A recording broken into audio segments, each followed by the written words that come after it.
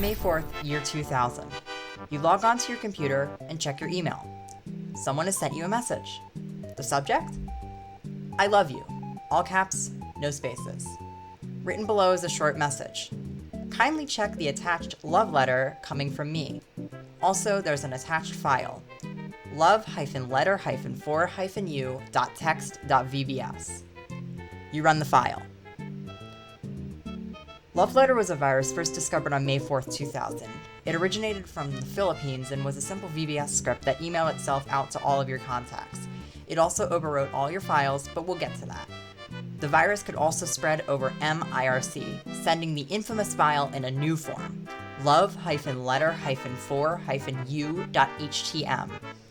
The entire file is only 10,307 bytes, but the amount of destruction it causes is massive.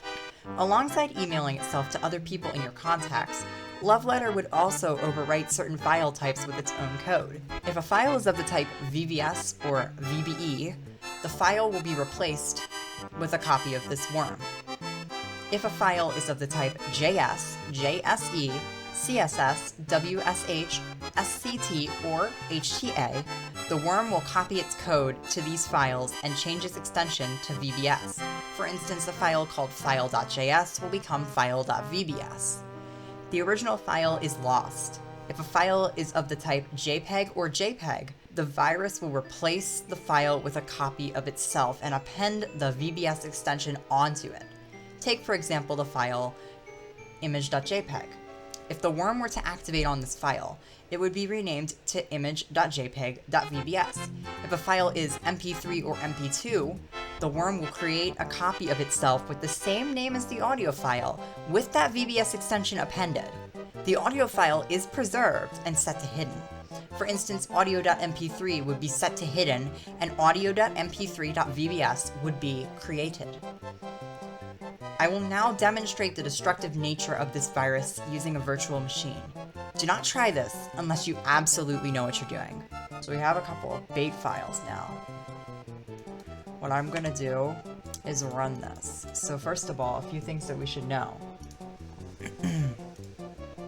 Virus is approximately 12 kilobytes. Opens with Microsoft Windows. Obviously, it's a VBS script file. We know that, but 90s computer users wouldn't, or early 2000s computer users wouldn't. Let's say good.txt, it is 4 kilobytes. This one is like 12, so we should see a difference. Hi. I forgot to get audio, whatever. Audio, obviously, as I explained earlier, will hide the file, whereas all these other ones are actually going to be overwritten, which is really destructive. We have about 16 kilobytes, 4 kilobytes, whoops. Well, it's really 23 bytes, I should be looking at that one. 12 kilobytes. This is about 9.45 kilobytes, so we should see drastic change here, 11 bytes, you know, alright. But now, for the moment you've all been waiting for.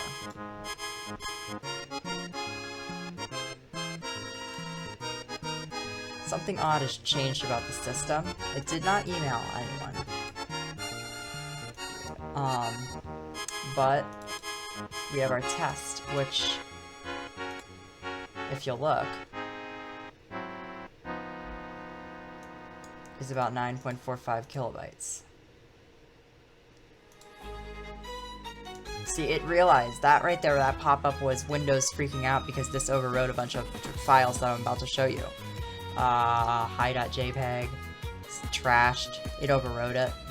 Good.txt, it recovered good.txt. Yo, c'est bien. Dude, Microsoft Windows XP just recovered it, but here's the one here, good.txt.txt. Oh, it's gone now. It overwrote it. Script doesn't work. None of this work. Oh, it recovered good.txt. All right, let's look at the Windows directory. I guess it doesn't overwrite exes though. It overwrites files like this one here. These I don't think are. the right file type.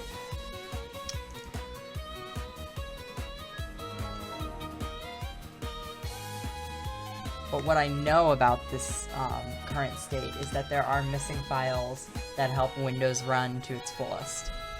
So if we try to boot up, we're gonna get a splash screen. So it did successfully load the bootloader and load the OS, which is a good sign.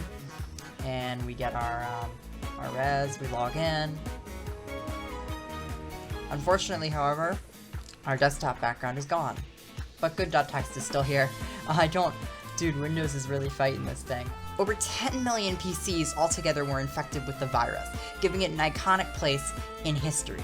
And in fact, I think that this iconic place in history was one that really, not kickstarted, but became almost like a re-understanding that viruses can come in all types, and that it's also social engineering that goes into what makes a virus work. The fact that you clicked on that file that infected your computer is just as important as the file that infected your computer.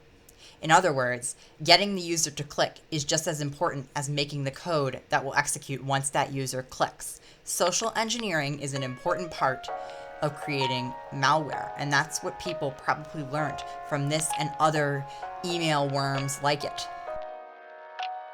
This was a different type of video from the ones I typically make.